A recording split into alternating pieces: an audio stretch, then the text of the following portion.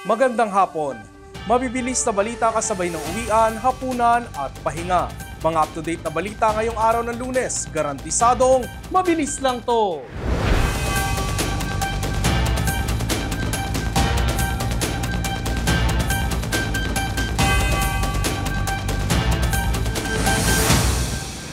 Tiwala si Senate President Vicente Sotto III na intact pa rin ang mayorya sa kabila yan ng mga alingas-ngas ng kudeta.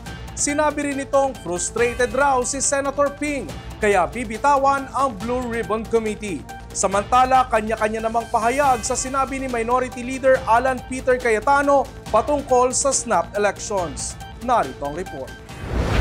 Sa pagharap ni Senate President Tito Sotto sa media kanina, inihayag nitong nagkausap sila ni Senate Minority Leader Alan Peter Cayetano. Sabay sabing buo pa rin ang mayorya. In fact, the other day nagkausap kami ni Senator Alan at nababanggit na rin yan eh. Sabi niya nga, siya mismo nagsabi sa akin, wala naman akong kinakausap kahit sino eh, sabi rin niya. Tiwala naman daw ito sa salita ni Cayetano. Dagdag pa ng Senate President, hindi na kinakailangan pang mag-loyalty check sa mga kasamahan sa mayorya dahil nagkakausap naman daw ang mga ito. Isa sa mga nagsindi ng usap-usapan ang pahayag ni Senador J.V. Ejercito na gusto na nitong umalis sa mayorya. Pero rehash na raw ang mga pahayag na ito galing mismo sa bibig ni Senator J.V. sa pakikipag-usap nito kay Senador Ping Lacson. I was on the phone with him yesterday. Telling him about plano ni Senator Lacson, and he was quite worried. Sabi niya, mahirap pa pag-usapan natin, parang gano'n. And then he also, he told me na baka iniisip ni Senator Lacson yung mga nilalabas sa media tungkol sa sinabi ko, baka that influences him. Sabi ni Senator JB, that's an old rehash, sabi niya. Wala akong sinasabing ganun. Kahapon nang sabihin ni Lacson na magbibitiw na ito sa pamumuno sa Senate Blue Ribbon Committee. Tama man daw o mali, kung may disappointment ang nakararami ay marapat na bitawan na. Pero giit ni Lacson, ipagpapatuloy nito ang krusada sa paglaban sa korupsyon at pagbabantay sa pondo ng bayan. Ayon pa kay SP Sotto, Lacson is frustrated. He's not stressed. Sanay sa stress yun eh. Yeah. Pero ang nakikita niya, frustrated because nag-hearing siya, may umaangal. Bakit nag-hearing? Pag hindi siya nag-hearing, may umaangal. Ba't hindi nag-hearing? Ano ba talaga? Samantala, iba't iba naman ang reaksyon sa Facebook post ni Minority Leader Alan Cayetano. What if magbitiw na raw silang lahat na matataas na opisyal ng national government at itira na lamang ang mga lokal na pamahalaan at magsagawa ng snap elections? Malabuan niya ito ayon sa Senate President. It cannot be an option eh. What do you do with those who are not guilty? What do you do with those who are newly elected and have no bad records? Mas matinding parusa umano sa mga kurakot ang kinakailangan ayon kay Senate President Pro Tempore Panfilo Lacson. Hindi anya solusyon ang eleksyon dahil dumadagdag pa sa korupsyon ang kampanyahan. Pabor naman sa snap election si Senador Erwin Tulfo. Pero posible raw bang mangyari ito ngayon? Saan kukuha ng pondo? Kinakailangan din ng batas para mangyari ito. Nag-post naman ang kapatid ni Senador Alan Peter Cayetano na si dating Taguig Mayor Lino Cayetano. Suportado raw nito ang kapatid, kaya't bakit hindi raw simulan nito ang kanyang panawagan? Pangunahan raw ito ng Minority Leader. Hindi naman daw siguro ito gimmick na konektado sa plano at gulo sa Senado. Ayaw naman ng patulan pa ng Malacanang ang post ni Cayetano. Ayon kay Yuse Claire Castro, abala ang Pangulong magtrabaho at walang oras na patulan pa ang ganitong klaseng pamumulitika. Doble dagok ang hinaharap ng isang pamilya sa Medellin, Cebu ngayon dahil matapos yanigin ng malakas na lindol noong isang linggo, nasunog naman ang kanilang tirahan. Mabilis na balitang hatid ni Michelle Gillian. Nilindol na, nasunugan pa. Ganyan ang sinapit ng pamilya ni Argel Escalicas na taga Medellin, Cebu. Matapos kasi ang malakas na lindol sa Cebu noong September 30, nilamon naman ng apoy ang kanilang tirahan kahapon. Suspetsya ni Argel, nang bumuhos ang ulan, nabasa ang electrical outlet sa kanilang tirahan na nagimit siya ng apoy. Na-viral po kami dahil sa plastic. Nag-viral din po kami sa sunog kasi wala kami nakuha. Yung damit ko po, yung damit at saka yung short na suot ko, tsaka yung underwears, ito po, bigay lang po. Back to zero po kami. Wala po kami nakuha kahit konti po. Ngayon, dahil sa doble dagok na inaharap ni Argel, hindi niya alam kung kailan siya makakabalik ng trabaho bilang tourism staff sa City Hall ng Medellin. Mula noong tumama ang 6.9 magnitude na lindol, sa mga tent na nananatili ang pamilya niya. Dahil sa trauma, mas pinili nilang manatili sa taas ng bundok. Ang mga batang pamangkin ni Argel nagsuot ng plastik bilang panangga sa malakas na ulan roon. Awa ng Diyos, wala naman pong nawala sa amin, pero yung sakit po, hindi po madali. Kasi may trauma pa po.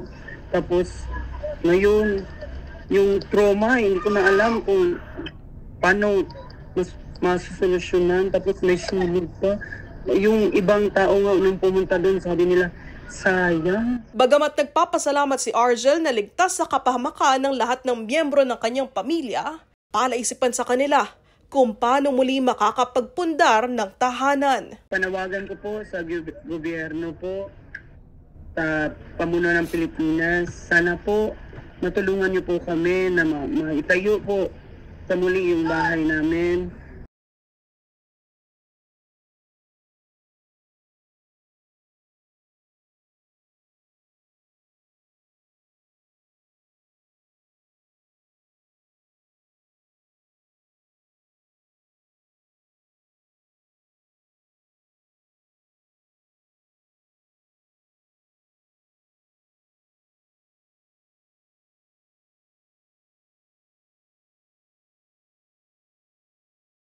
Sa mga motorista, magpakarga na kayo ngayong araw dahil bukas muling tataas ang presyo ng produktong petrolyo. Sa abiso ng Shell, Caltex at Sea Oil, tataas ng 20 centavos ang kada litro ng gasolina, 80 centavos sa diesel at 20 centavos naman sa kerosene. Samantala, hindi naman magtataas ng presyo sa kerosene ang clean fuel at petrogas. Epektibo ang nasabing oil price hike bukas alas 6 ng umaga, habang alas 4 ng hapon naman sa clean fuel. Ayon sa Department of Energy Oil Industry Management Bureau, dahil ito sa panibagong pagpataw ng parusa ng USA sa Iran at ang pangamba sa kakulangan ng supply. Pangulong Marcos nakiisa sa pagdiriwang ng National Teachers Day sa Pasay City. May magandang balita rin siya sa mga guro. Alamin ito sa mabilis na balitang hatid ni Michelle Giliang.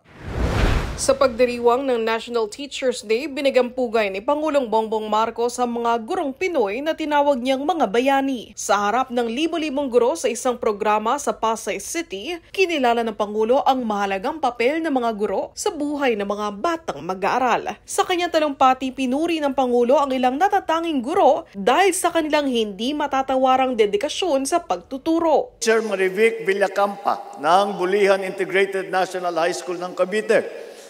Sa kabila ng kanyang laban kontra sa kanser, araw-araw pa rin siyang pumapasok sa eskwela upang gabayan ang kanyang mga mag-aaral tungo sa tamang landas.